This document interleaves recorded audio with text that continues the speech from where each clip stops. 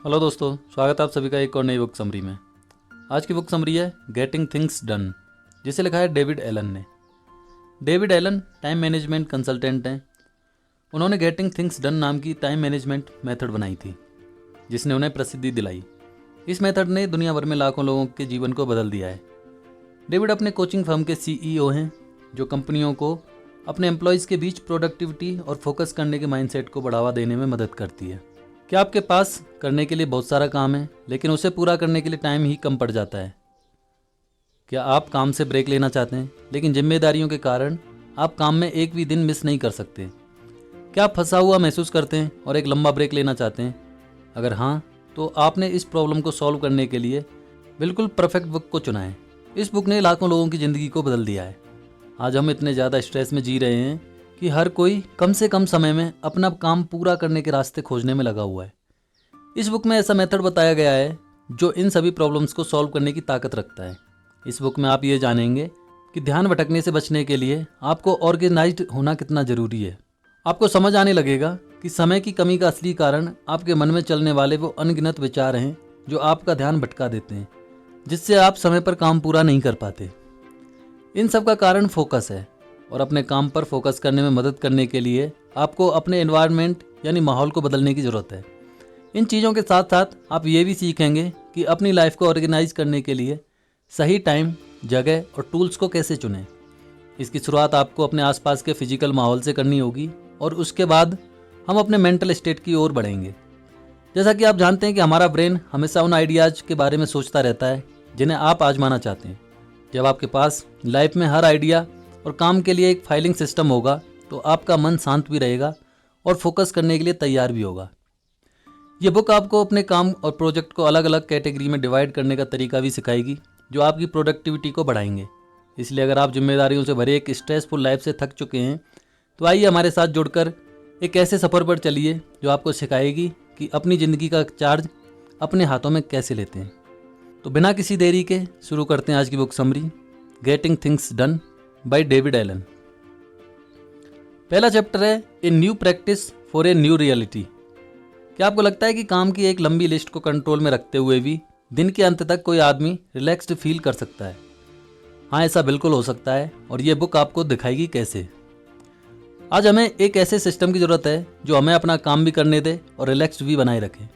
आज के इस भागते हुए दौर में जॉब शब्द को ठीक से समझ पाना मुश्किल हो गया है। आए दिन हमारी जॉब बदलती रहती हैं, और हर रोज़ हम पर नई जिम्मेदारियां बढ़ती ही जा रही हैं। पुराने समय में एक एम्प्लॉय को उसके गोल और जिम्मेदारियों के बारे में ठीक से बता दिया जाता था, लेकिन आज हमें खुद सोचना समझना पड़ता है कि दिन के खत्म होते होते हमें काम कैसे पूरा करना है। इस वजह से हर आदमी पर प्रेशर बढ़ने लगा है। इस बदलाव के लिए पहले आपको अपनी कुछ आदतों को बदलना होगा। सबसे पहले आपको इस बारे में क्लियर होना होगा कि आप क्या करना चाहते हैं। अगर आपके पास कोई आइडिया है तो उसे क्लियर तरीके से लिखें और उसे शुरू करने के लिए एक डेट सेट करें। अगर आप ऐसा नहीं करेंगे तो आपका मन बेचैन रहेगा, भटकता रहेगा। आप हर वक्त अपने हर काम के बारे में सोचते रहेंगे, और जो काम आप अभी कर रहे हैं उस पर फोकस नहीं कर पाएंगे। दूसरा, आप जो भी काम कर रहे हैं उस पर 100% फोकस करने की कोशिश करें। अपने काम को तेज़ी से पूरा करने के लिए आपका फोकस लेजर की तरह शार्प होना चाहिए। जब आपके माइंड में एक क्लियर पिक्चर होता है और आप एक ऐसे माहौल में काम करते हैं जहां आपका ध्यान नहीं भटकता है, तो आप कंट्रोल में रहेंगे और स्ट्रेस महसूस नहीं करेंगे। एग्जाम्पल के लिए मुझे आपसे एक सवाल पूछना है। पिछले कुछ मिनटों में इस ऑडियो को सुनते हुए क्या आपका ध्यान भटका? अगर हाँ, तो यकीनन कोई ऐसा काम बाकी है जिसे आप करना चाहते हैं, लेकिन उसे अपने दिमाग से निकाल नहीं पाए। जब आप कोई काम करने का फैसला करते हैं तो आपका ब्रेन आपको तब तक उस काम की याद दिलाता रहता है जब तक आप उसे पूरा नहीं कर लेते। तो ज़रा सोचिए कि अगर 10 काम अधूरे पड़े हैं तो वो आपको कितना स्ट्रेस देता है, और इसमें कोई डाउट नहीं है कि ये टेंशन आपको किसी भी काम में कंसंट्रेट नहीं करने देगा। इसका एक ही उपाय है, आपके दिमाग में आने वाली हर थॉट को लिखकर एक लिस्ट बनाएं। अपने काम या टास्क के बारे में लिखें और उसके नीचे उसकी डिटेल लिखें। आपको इस टास्क के लिए एक क्लियर डेडलाइन भी सेट करनी होगी, ताकि आपका ब्रेन उसके बारे में चिंता करना बंद कर सके। इसका लॉजिक बहुत सिंपल सा है। अगर आप कोई काम करना चाहते हैं और उसके लिए कोई डेडलाइन सेट नहीं करते, तो आपका ब्रेन यही सोचता रहेगा कि अभी तो वो काम अधूरा है। इसलिए जब आप किसी दूसरे काम में बिजी होते हैं तो आपका ब्रेन अपना ध्यान उस काम की ओर खींचने लगता है जो उसे लगता है कि ज़्यादा इम्पोर्टेंट है। एक लिस्ट बनाने से आपका ब्रेन शांत हो जाएगा, उसे एक मैसेज मिल जाता है कि उस काम को करने के लिए आपने एक डेट फिक्स कर दी है, तो वो निश्चित होकर दूसरे काम पर फोकस करने लगता है। हर हफ्ते के अंत में इस लिस्ट को चेक करें और अगर उसमें कुछ बदलने की ज़रूरत है तो बदल कर उसे अपडेट करें। काम करने वाली इस लिस्ट को टू डू लिस्ट कहा जाता है। जब तक आप अपने काम की एक क्लियर लिस्ट नहीं बनाते तब तक आपको किसी भी काम पर फोकस करना बेहद मुश्किल लगेगा। याद रखें, स्ट्रेस के बिना कम समय में तेज़ी से काम पूरा करने का एक ही सीक्रेट है, अपना पूरा फोकस काम पर बनाए रखना। नेक्स्ट है getting projects creatively underway, the 5 phases of project planning. कभी कभी जब हम अपने टू डू लिस्ट को अपडेट नहीं करते तो कई ऐसे आइडिया मिस कर देते हैं जो हमें बड़ी सक्सेस दिला सकते थे। इस प्रॉब्लम से बचने के लिए हमें आगे का प्लान बनाने की ज़रूरत है।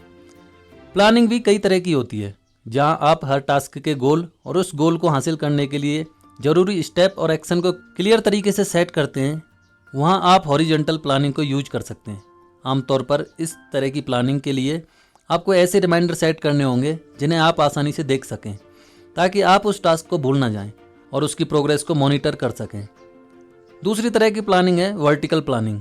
इसमें डिटेल पर फोकस करने की और हर स्टेप को पूरा करने के लिए सॉल्यूशन ढूंढने की ज़रूरत होती है। इसका मतलब ये नहीं है कि इसके लिए आपको किसी स्पेशल सॉफ्टवेयर को यूज करना होगा।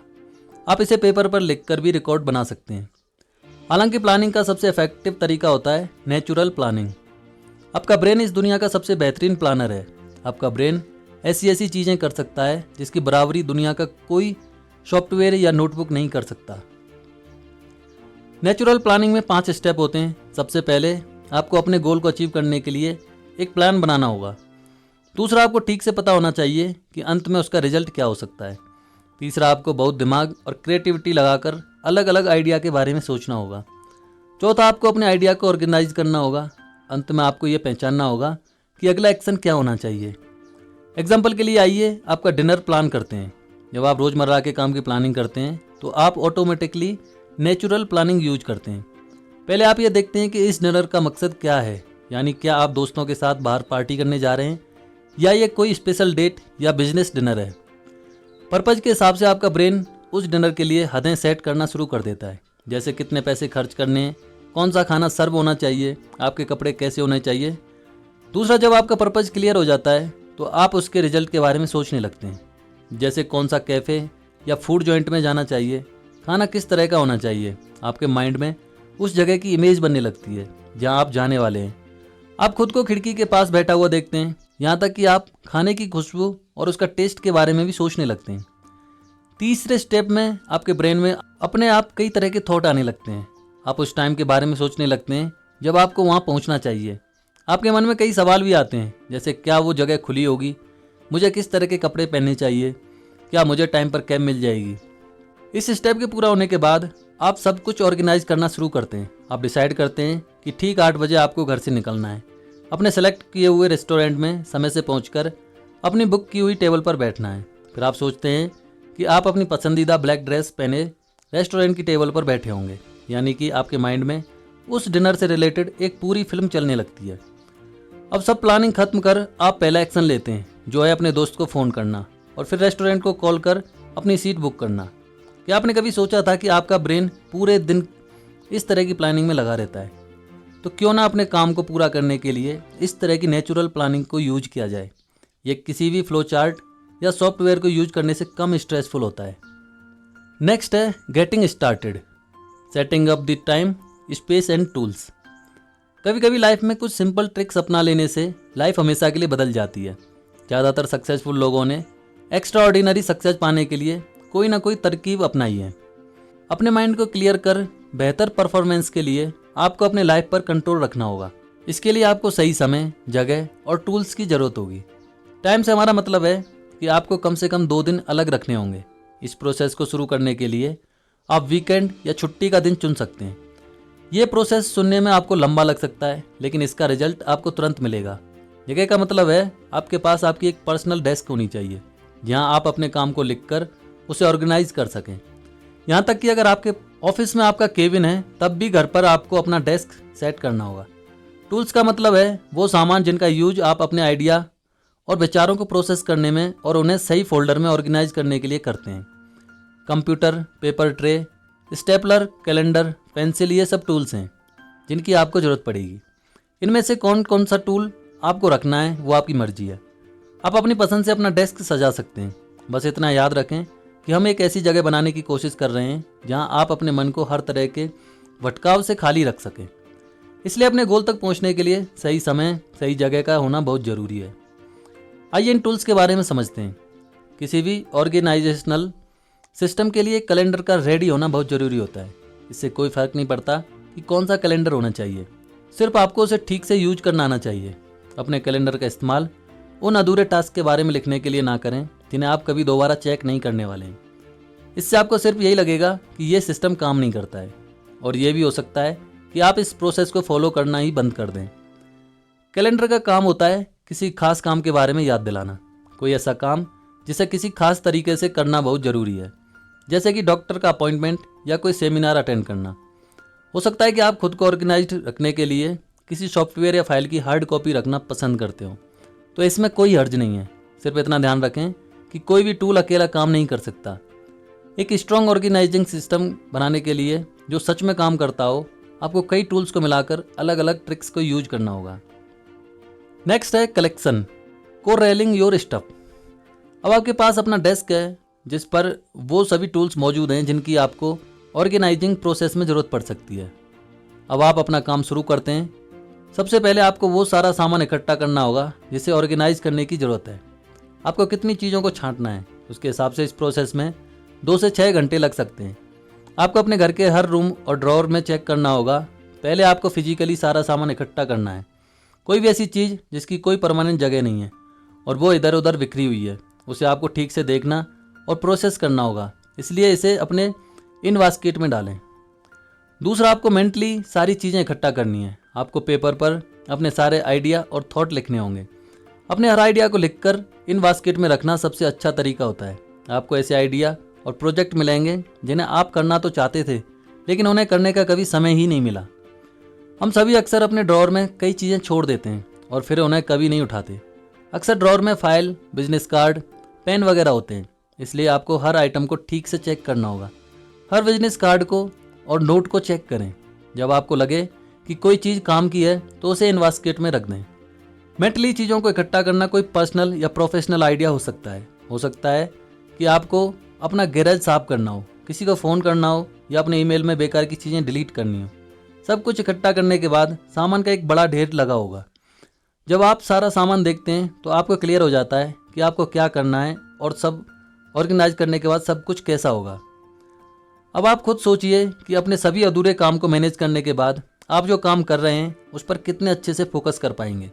एक बार जब आप उन चीज़ों को इकट्ठा कर लेंगे जो आपका ध्यान भटका रहे थे, तो आपको एक अलग सी पावर का एहसास होगा। तब आपको फील होगा कि आपकी लाइफ आपके कंट्रोल में है, आप लाइफ के बस में नहीं है। इसलिए अगर सामान इकट्ठा करने के प्रोसेस में कुछ ज़्यादा समय लग जाए तो निराश ना हो, क्योंकि काम पूरा होने के बाद आपकी मेहनत जरूर रंग लाएगी। नेक्स्ट है processing, getting in to empathy. पिछले चैप्टर में आपने सीखा कि कैसे अपने सभी अधूरे काम को कैसे इकट्ठा किया जाए जो आपका ध्यान भटकाते हैं। सामान इकट्ठा करते समय आपको उन चीज़ों को हटा देना चाहिए जिनकी आपको ज़रूरत नहीं है। अब उस काम को करने का समय है जिसे करने में आपको सिर्फ 2 मिनट लगेंगे। अगर आपके सामने कोई ऐसा काम आता है जिसे आप नहीं कर सकते या किसी ऐसे शख्स से करवाना है जो आपसे बेहतर उसे कर सके, तो वो काम उन्हें सौंप दें। इसे करने के बाद अब आपके पास वो काम बचेंगे जिन्हें करने में आपको 2 मिनट से ज़्यादा समय लगेगा। ऐसे काम को आप सिंपल टास्क और बड़े प्रोजेक्ट जैसी कैटेगरी में डिवाइड कर सकते हैं। आमतौर पर प्रोजेक्ट को पूरा करने के लिए ज़्यादा प्लानिंग की ज़रूरत होती है। जब आप अपने काम को डिवाइड कर रहे हों तो आपको उस काम को सबसे पहले करना चाहिए जो सबसे ज़्यादा इम्पोर्टेंट है। उसके बाद आप बाकी के काम कर सकते हैं। याद रखें, आपको एक समय में एक ही काम को पूरा करना है और किसी भी काम को अधूरा नहीं छोड़ना है। अगर आप कल पर अपने काम को टालेंगे तो आपके माइंड में फिर वही चीज़ें चलने लगेंगी जो आपका ध्यान भटकाती हैं और आपको अपने गोल से दूर ले जाती हैं। ये टास्क कभी आपको आसान और क्लियर लग रहे होंगे, लेकिन अगर आपने उन्हें प्रोसेस नहीं किया तो रूम से बाहर जाते ही आप उनके बारे में भूल जाएंगे। इसलिए अपने गोल को हासिल करने के लिए आपको कौन सा काम करना है उसके बारे में ठीक से लिखें। आइए कुछ एग्जाम्पल से समझते हैं।